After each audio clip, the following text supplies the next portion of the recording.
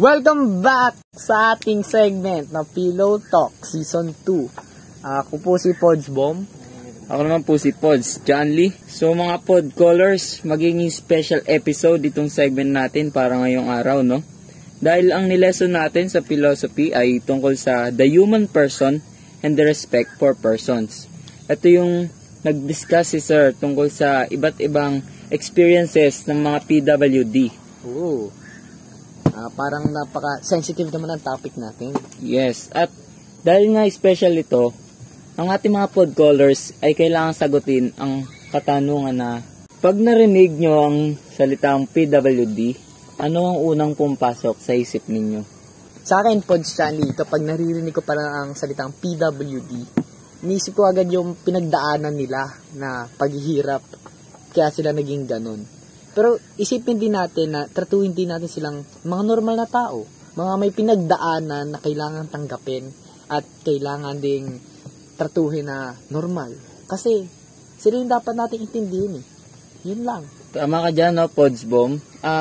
Sa akin naman, alam ko na hindi naman natin sila totally na maintindihan kasi wala naman tayo sa kanilang kalagayan. Pero ika nga, let's try our best para maintindihan natin sila at matulungan natin sila na magawa yung mga bagay na ginagawa ng normal na tao. Tama. At para naman sa sasagot sa tanong na yon, ito ang Podcaller number 1. Hello po. Hello. Ako po si Sean Jeffrey Bobadilla. Pag nakarinig po ng salitang PWD, ang unang pumapasok sa utak ko is yung mga taong may kapansanan more on sa kanilang paglalakad. Pero na-realize ko na hindi lang yung mga taong may kapansanan sa paglalakad ang pwedeng matawag na PWD.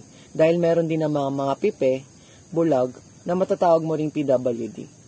At kailangan natin silang alagaan at respeto katulad ng normal na tao. Yun lang. Maraming salamat.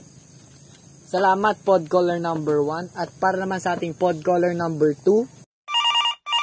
Hello po. Hello, anong iniisip mo? Anong unang pumasok sa isip mo pag tinanong ang sinabi ang salitang PWD? Para sa akin kasi, hindi ko talaga sila kinaklasify as disabled person. Parang kasi their disability doesn't make them less of a person. Parang ganun po kasi yun eh, yung pananaw ko doon. So, given na situation na pilay ka or may kapansanan ka sa utak, parang hindi ko siya kinaklasify as disability dahil pare-pareho naman tayong tao. And yun nga sabi ni Pods Bomb na dumadaan naman tayo sa mga iba't ibang mga problema gaya din nila, no?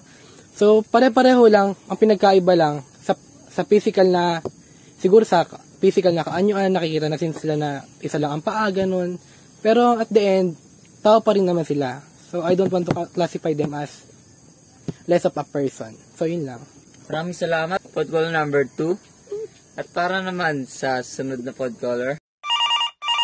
Hello po. Hello, Podcaller number 3. Para sa iyo, pag sinabi ang salitang PWD, anong unang pumpasok sa isip mo? Para sa akin po, pag narinig ko ang salitang PWD, naisip ko po yung X-Men.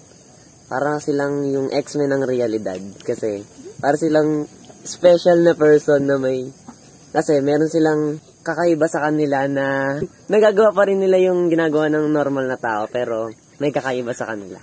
Yun lang. Thank you para sa iyong kasagutan, Podcaller number 3. At para naman sa susunod na sasagot ng tanong na pag narinig ang salitang PWD, anong unang pumapasok sa iyong isip?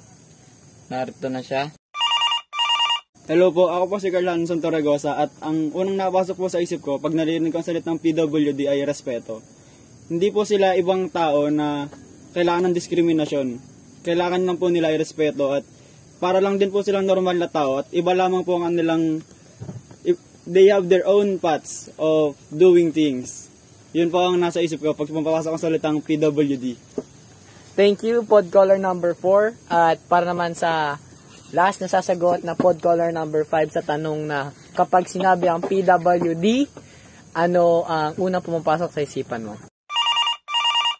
Hello, ako po si Earl J. Kabuhat. Kapag po narinig ko ang salitang PWD, ang pumapasok po sa utak ko ay normal na tao po. Hindi naman po sila alien na taga-ibang planeta po. Sila po ay normal lang din, katulad natin. Kaso po, ang ano lang po sa kanila, yung physical look po nila, may konting iba lang po. Pero po, tao din po sila. Kailangang respetuhin, hindi po kailangang itaboy. Ang iba pa nga po sa kanila is magagaling sa art, math, mas magagaling pa po kaysa sa normal na tao. Kaya po hindi po natin sila kailangan maliitin. Ayun lamang po, salamat. Thank you, Podcaller number 5. Balin, sobrang sensitibo at sobrang seryoso ng usapan natin ngayon. And this is a special episode ng Philo Talk Season 2. Yes, no, Pods Boom. Kaya maraming salamat sa lahat ng Podcallers para ngayon episode na ito, no? Dahil sa kanilang mga kasagutan, nagkaroon ng kalinawan para sa ating mga tao, normal na tao, pag sinasabi ang salitang PWD. Tama. And that's 5 minutes. See you next week. Pillow talk anymore. Pillow talk anymore. Ooh. Pillow talk anymore like we used to do.